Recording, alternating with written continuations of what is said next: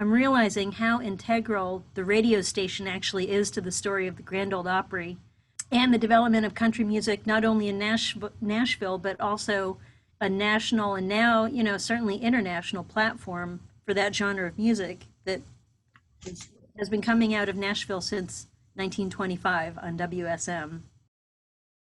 They were the first, or one of the first stations to use the big, what they call series fed radiator, which is a big, tall, like the tower you see out there in Brentwood. Up until before that, they used dipole um, towers, which were two towers with a wire in between. Jack DeWitt made that call when he came on board for the power increase. When you talk about broadcasting as a whole, not necessarily radio, but communication as a whole, that was born out of WSM. That's in his WSM notebooks. The radio engineering community back then had to work together to collectively make these things for the industry happen. And WSM really brought it to the table when it was time to put their share of the improvements into the industry. I mean, just over and beyond in their contributions. The Opry has, I think, in some measure, it sort of balances tradition with innovation. Probably without WSM and all of that engineering and technological development, the Opry might not have developed, and certainly the history of country music wouldn't have been quite the same without it.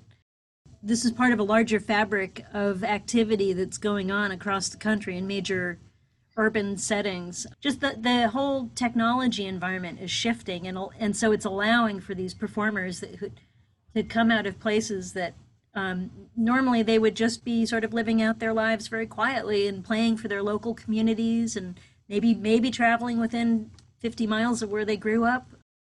The actual birth of WSM came out of outreach to rural America by when people started having that disposable income. The audience is coming from largely, I think, from people that have moved out of their rural hometowns into urban areas looking for work.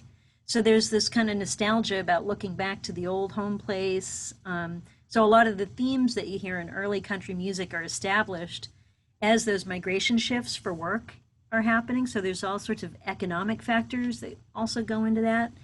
What makes it kind of enduringly popular is that we have so many intergenerational stories, like where people's parents and grandparents remember coming to the Ryman Auditorium, and seeing Ernest Tubb, seeing Bill Monroe, seeing Loretta Lynn, George Jones, Tammy Wynette, and just the legions of stars that have come along the way. Is that these do become like really embedded and dear memories, because music is such a touchstone to memory, I think. They were just having a good time doing their thing, enjoying the music, and I think that's what made it work. Probably everybody just seemed to be having a real good time.